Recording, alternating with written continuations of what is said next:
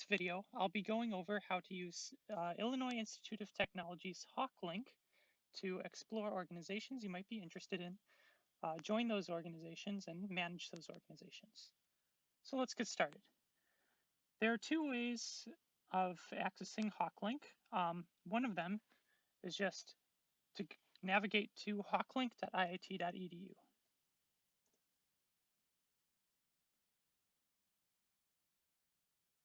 And once you do that, you'll see the home page.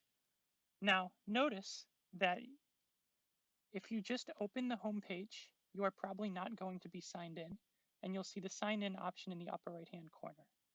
Now, signing in provides access to additional features such as being able to see the organizations you have joined, join new organizations, and manage any organizations that you may have executive access to. So in order to sign in, I'm going to just click sign in. And now you'll notice that I'm signed in. I'll see my first initial of my first name in the upper right-hand corner. Also, if you do not see this landing page, you may be in a different view. You may be in Manage View rather than Explore View. So in order to switch that, you would click on this 3x3 grid in the upper right-hand corner and switch from Manage to Explore, and you should see exactly what I'm seeing. The other way to access HawkLink is from your My IIT page.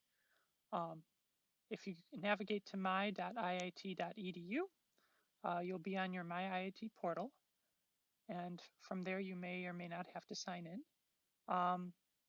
And from there you'd navigate to Student Life, scroll down, and you'll notice that there is a link to HawkLink here, and you can click that. And that will give you the same landing page as if you just typed in hawklink.iit.edu. From here, let me briefly explain each of the tabs and what sorts of information they contain. The tabs you'll notice are here at the top of the page. The Home tab contains, first of all, a search bar that allows you to search the events, organizations, and news articles. It contains all of the organizations that you have elected to join. I'll show how to actually join an organization later, but once you join it, it will show up here. It also includes some news at the bottom and events if there are any events that organizations are hosting. So next, let's take a look at the Events tab. Under this tab is where you'll find all the organization-related events. Do note, however, that a lot of organizations do not post their events on the Events tab, but rather they send out emails, or they might have their own designated Slack channel in which they announce events. Or you may want to join the Illinois Tech Student Community Facebook group or the Illinois Tech Student Events Facebook group, because a lot of organizations find that they are more able to easily reach students on those platforms rather than on HawkLink. So just because there are no events shown here doesn't necessarily mean that no events are happening. It just means that the organizations chose not to advertise them on HawkLink, but if they did choose to advertise them, those events would show up here. Next, let's briefly go over the Organizations tab. Now, this is, in my opinion, the most important tab on HawkLink because this is where you'll find all the organizations you may be interested in, and this is where you will learn more about them and possibly join them. So on the left-hand side, you'll notice you have a few options for searching for specific organizations. So let's say you have a very specific organization or a specific interest in mind. You can search that in this search bar. Like, for example, let's say I'm interested in dance. I can type in dance and hit enter. And you'll notice that Love to Dance is the first organization that comes up here. Note that the search bar does not just search the name of the organization, but it searches both the name and the description from what I can see. Another way of going about searching for organizations is to use the categories. So if you think about the sorts of things you might be interested in, you can select those respective categories And those categories are going to be the only ones that show up here on the right-hand side. So let's say I'm interested in the arts. I'm interested in hobby. I have a hobby or special interest like chess or robotics or something of that sort. And maybe I'm interested in sports. Now, if I select these filters, all of the organizations now on the right-hand side are only going to be the ones associated with those filters. And do note that you can scroll down to see more organizations. It's not limited to these. Of course, you'll have to click out of the box to do that. Now, at the bottom here, you'll notice that it's only showing 1 through 10 of 85 different organizations. So if you'd like to load more, all you do is you'd hit that load more button and it will load more of the organizations. After that, you can keep scrolling down and reading through the different organizations. Before we proceed further, I'd like to note that if you reset all your filters, like right now I have 3 filters selected, but if I click Reset Filters, it will return me to the default landing page, and I'll be able to see every single organization on campus. And if you want to look through all the organizations offered on campus, notice that there are 232 of them as of 2020. You can keep loading more and looking through the organizations. Let's say you find an organization particularly interesting, like 33rd Street Productions, which is the theater organization on campus. You can click on that, and then you can read a little bit more about the organization.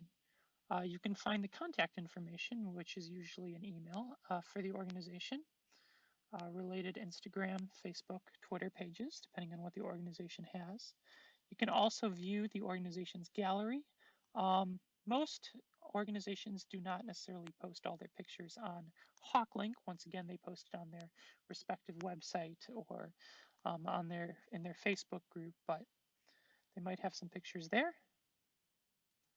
If they do elect to post events on HawkLink, you'll be able to see them here. You can also click to view the past events. And then you can view the current officers of the organization. At the bottom, you'll find documents that are related to the organization. And you'll be able to post questions, and depending on how well maintained the HawkLink site is for that organization's, maybe you'll receive answers to those questions. More importantly, how do you join an organization? Well, for that, let me choose one I'm not currently a part of. To join an organization, you would select the organization you're interested in joining, and then you'll notice this join option on the upper right-hand corner. Once you click that, you are officially on HawkLink considered to be a part of that organization. Now, what does that mean? That means you are officially considered a member of that organization, whether you're an active member or an inactive member, and you can participate in the organization's events if it's not audition-based. However, this does not mean that you'll necessarily receive updates regarding events that the organization is hosting. And in order to do that, most organizations have their own mailing list or emailing list. And if you want to be a part of that emailing list, I recommend clicking on the contact option, which you'll notice to the right of the join option. And from here, you can directly contact the head of the organization. I would recommend maybe putting some kind of subject like interested in getting involved. Notice that the drop-down menu will give you options. You can select one, and then in the body you can say something like, "Hello, I am a Illinois Institute of Technology student. I heard about this organization. Here's my past experience that may be relevant to this organization. I'm looking to get more involved. Please put me on your mailing list." And then you would click send message at the bottom once you finish typing your message. Another way of contacting the organization is, of course, using the organization's email. Once again, the organization's email is located under contact information here next to the E. Next, I'd like to go over the News tab. Now in the News tab, you'll find IIT-related news articles. You can also search these news articles in the same way that you would search organizations. And of course, you can scroll down and see all the various news articles, and you can keep loading older ones. And in the Forms tab, you'll find all the forms that might be relevant to things you may need to do while on campus. I wouldn't really worry about these too much. You will most likely not be using them unless you are explicitly told to do so. Of course, here in the upper right-hand corner, there's the View Submissions button. You can view your previously submitted forms. And you'll notice here you get a similar menu of options. So you can see, for example, the budgeting requests, events, organization registrations, and elections. I'm not really going to go over this because it's not that important, and if you ever have to use it, you will probably be told by somebody on the executive board on the organization that you have to go here and use these options, but they're not too important. Going back to the home screen, the last thing I'd like to discuss is how to manage an organization if you are on its executive board.